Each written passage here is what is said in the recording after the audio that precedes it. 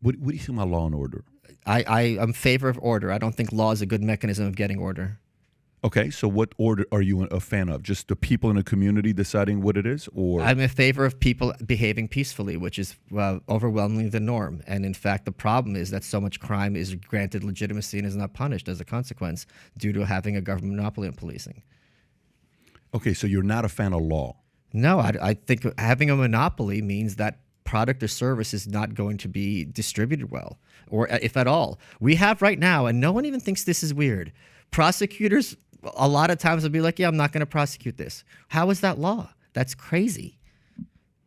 I understand you're taking one element of it, but if you, we had Gordon Chang on. I don't know if you know who Gordon Chang is. So Gordon Chang, who lived in China for 20-some years, and he says China was a mess when there was no law, because little to no law.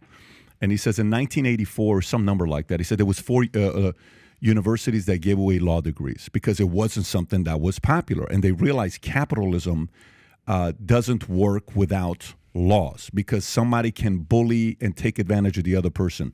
What is your POV of not needing laws? Wait. I find it crazy to think that there's no bullying in China, especially via the state. I mean, the whole point of the communist system. A lot less than before. This is why their innovation grew the way it has the last 40 years, because they added laws, which they didn't have before. But they did have laws, but that law was basically the will of whoever the CP official was. And that's the problem.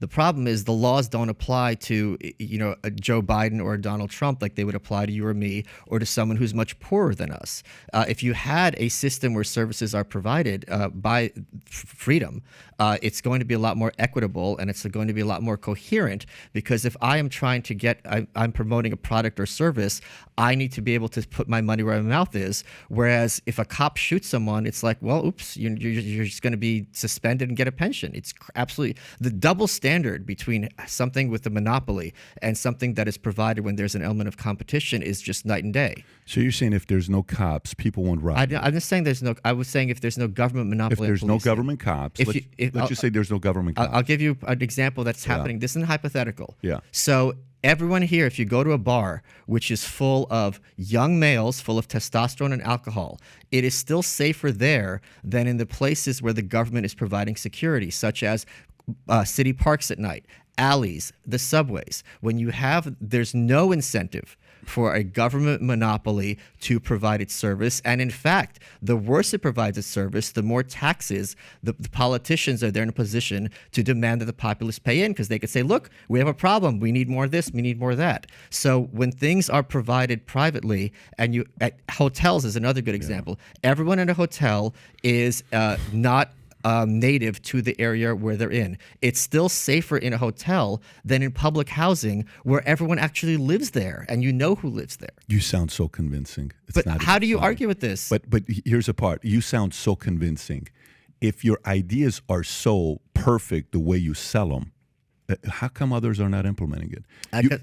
You can't tell me it's because, the way the world has ruled is the people of power are so power hungry that they eventually go up there and all of them unite, and they don't want to do anything, and they're not willing to give up their powers and their privileges. And this is why the idea of anarchy has never been, because I get it and these other guys don't, right? So if it's so perfect the way you do it, I didn't say perfect. If it's as good as the way you sell it, right, why aren't smart people out there implementing it? Because the government co-opts smart people. The whole point of our university system is to train the next generation of maybe 80%. Do you want to hear my answer? Maybe 80%. Okay. There's a couple of things. First of all, I think all of us would agree here that alcohol prohibition was a bad idea, which did not, I don't think at all, decrease the amount of alcohol consumption in this country, or maybe marginally, but vastly increased the amount of crime in this country. How was it that alcohol prohibition was such a popular idea that it got 2/3 of the Congress and was it 3/4 of the states to ratify it? Because there's very many examples. To broader speaking, politics are non-rational. There's an entire system in place where people will vote for their tribe as opposed to the other tribe, and not really care if any of their ideas or views are implemented, just so long as their team wins. And this is something we're taught. If you ask conservatives, why are you voting for Dr. Oz? He supported Jussie Smollett. He supported trans kids. They're going to say, well, what do you want me to do? Vote for Fetterman? These are my only options. So we're trained since kids that your only options are voting, and the two choices are Republican or Democrat. No, I don't disagree with that. I don't disagree with what you just said. And also one more thing, just sorry, this is very key, because Noam Chomsky, who's also an anarchist, a prominent linguist as well, he has this great quote. I'm sorry, I'm going to butcher the exact wording. He goes, "The way to control a society is to have strictly delineated terms of argument, but have very vigorous debate between those terms." So Jimmy Dore, I don't know if you ever had him on the show, just great I'm dude. surprised that Noam said that, and when I asked him if he would ever debate Thomas Sowell, he avoided it. Well, I'm not surprised. That's right. Yeah, I'm very surprised he didn't want to talk to Thomas Sowell. You know, Jimmy was on 2 weeks ago. Jimmy's great, but he gave an example of this. Like, if you watch like The View, the choices are going to be: can I curse? Yeah. Should we bomb the shit out of Syria, or should we bomb the fucking shit out of Syria, right? We're always presented with a very limited range of options on, and then you think, okay, I either have CNN or Fox, but that's basically where the Overton window lies. So any ideas that are a radical threat to the governing structure are going to be marginalized, and you're going to be told, until very recently, where you had independent venues like this, that you're crazy, or this is impossible, or it'll never happen. And for many people, still to this day, there's a huge social cost in adopting an ideology that's regarded as marginal or unpopular. I don't know about that. You don't think it's a social cost? No, okay, so what I think you're doing is super necessary, is because you're making people think, right? You're making people think and say, okay, he sounds convincing. He sounds very confident. Doesn't necessarily mean you're right, but it's good the fact that we're having this discourse, right? And the audience can be like, well, Pat, he made a good point. You don't know what you're talking about. You need to do your research on this, but you got to go read this. Okay, well, Michael, Patrick asked that question. You didn't really give the right answer. No? Great. Let them decide on what they want to do. But here's the part. So what I think has happened the last few years is we've shown with this tool, we got right now, 9,100 people live watching. By the time this is going to be done within a 2-hour period, 100,000 people will watch it, 24 hours, all the clips together. Say we got 4 or 5 million people that watch this to get this argument. Okay. We didn't have this 20 years ago. Correct. Right? So 20 years ago, Michael Malice, you would have had to gone the traditional way of maybe instead of sleeping 9 hours, you would have slept in 7.5 hours to make it, because a tool like this isn't out there to market it. So it would have been much harder for a guy like you to make it to where you are today, right? Today, the tools allow you to live the life that you've always dreamt about living, which is phenomenal. Yes. However, here's what I think is this tool is given. And you may disagree. If 20 years ago, somebody said, guys, in 20 years, trans people are going to be accepted, men are going to be transitioning into women and competing, and the Democratic Party, who's always been, they claim they're for women, they're feminists, they're going to be okay with men saying they're women, competing against women, beating records, and they're going to be cornered to, and trans, they're going to be all over the place. And Drew Barrymore is going to bring a person in, Dylan, and she's going to get on her knees in front of him and say, I totally understand your pain. That'll never happen. I'm telling you that's what's going to happen. But let me tell you what else is going to happen. What's that? You know, these CNN, the Fox, all these guys, yeah, what about them? They're going to get crushed by this guy named Joe. What are you talking about? Just regular Joe? It's just a regular Joe. He's not a regular Joe. I'm telling you, CNN and Fox are going to be crushed by a guy named Joe. What does this guy do? Is he a billionaire? Does he have more money than them? No. He just talks and makes people think and brings different people on. So what has he done? Do you know marijuana that is illegal today? Yeah. That guy's going to make people think marijuana is not a big deal. And matter of fact, he's going to bring the richest guy in the world on, and that guy's going to smoke weed.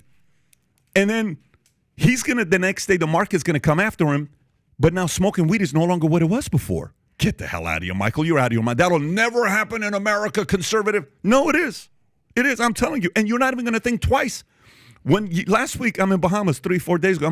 The other day, I'm in a game. We'll walk by my kids. What is that smell? It's what is that animal that smells like weed? It's a skunk. Skunk. Oh, that's what a skunk smells like? You didn't know? Yeah, Wacky that's tobacco. a skunk. I'm like, oh, really? Yeah, it's a skunk sound. That's what it is. Oh, okay, cool. That's not skunk, man. It's like 5 minutes later, Dylan's smiling. I'm like, no wonder this guy's so happy right now. So no one cares about smoking weed today. 20 years ago, it was crazy. So this is the point I'm trying to make to you, Michael, and take this personally. I want you to get upset. I'm not going to get upset. And say, screw you, Pat. I'm not going to say Okay, that. that's good. Here's what I would say. If the last 20 years, some of the craziest, wackiest ideas are now being talked about, and some of the things that the conservatives would have never accepted are now saying, it's just weed. Maybe your argument isn't that good, or maybe you're just not good at presenting your argument for other people to pick it up. Because if there's ever been a time to sell your philosophies to be received by millions of people around the world, now is the time. How come there's not been that kind of momentum yet? The Anarchist Handbook hit number 3 on Amazon. 20 years ago, that book wouldn't have been published. So if you're asking me why we haven't gone from the state in 2003 to anarchism today, I haven't been at it that long. Secondly, I don't think you're going to deny, if you look at social media and other outlets, which are imperfect, but certainly loose vectors or metrics rather by how popular ideas are, the views that I'm putting forward are infinitely more popular than they were 20 years ago. And it is a result of exactly what you're talking about. The fact that now you do not, before we were born, I think you and I are around the same age, you had 3 television stations. And it's ABC, NBC, CBS. And if you went back in time and you're like, they're like, we have choices. My friend really loves CBS, but he's an idiot. You got to listen to ABC. And what it all was corporate media, and they all basically had the same message, if not identical message. Nowadays, then Fox started, and it's like, oh my God, we have Fox. We got to put Fox out of business. These people are crazy. I think most people on the internet now, if they look at Fox, they think that the average age of a Fox viewer is deceased, and that it is to regard Fox as a vector of kind of radicalism as opposed to maybe like a hardcore Republican outlet is absurd. You're not going to really find much radicalism on Fox, other than maybe sometimes the mass drop. By the way, you know what would be a Tucker. great commercial? You know what would be a great commercial? You just gave me an idea.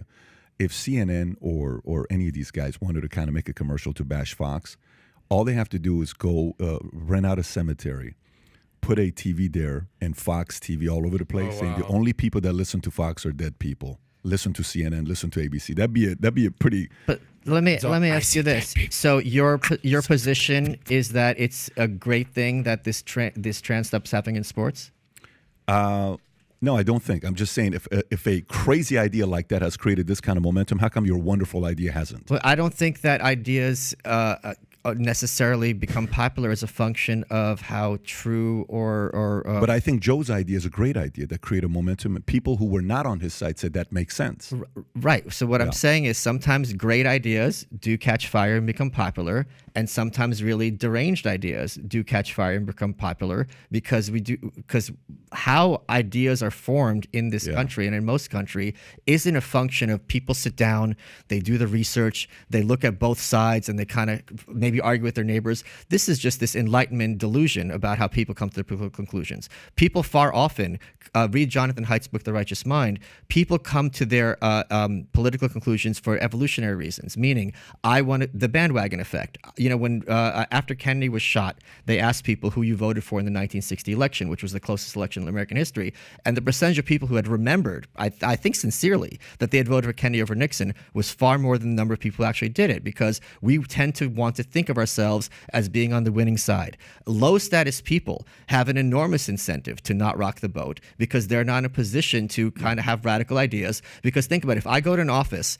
and I have some kind of wacky ideology and I'm not empowered, right away I'm outgroup. So this is one of the many reasons why ideas that are radical are not necessary. But it's something broader. I don't care about popularity of an idea, because I don't think politics is moved by the majority. Politics is often... I don't disagree. Let me just finish. Politics is always moved by an informed, ideological, usually radicalized minority. And this country was founded by a bunch of very small percentage of people who had a vision, and they didn't even bother asking the masses what they thought about it. So then that says, if since 1539 this has been an idea, how come it's died? I don't think it's died at all. I think the idea that government is inherently legitimate is more popular now than I don't think that's an anarchy philosophy. I think that's the definition of anarchy. No, but a lot of people, both on the left and the right, would agree that the government is too big. Not and the they're- government. I didn't say too big. Not the government. Government itself. The concept. So of in government. your world, there shouldn't be a government. Or the idea of the government is not legitimate. Yes. I don't think people would say the legitimate. Define legitimate. Something legitimate. For a government to be legitimate means it is in a moral position to enact its edicts upon its subjects. Okay. So in other words, I don't think government is legitimate, meaning it's not necessary. No, it doesn't. Like, I don't have a right to go in your wallet and take money, right? But somehow the withholding tax is people think, well, taxes are the price you pay for a civilized society. That, to me and to other anarchists, is not legitimate. So if you like this clip and you want to watch another one, click right here. And if you want to watch the entire podcast, click right here.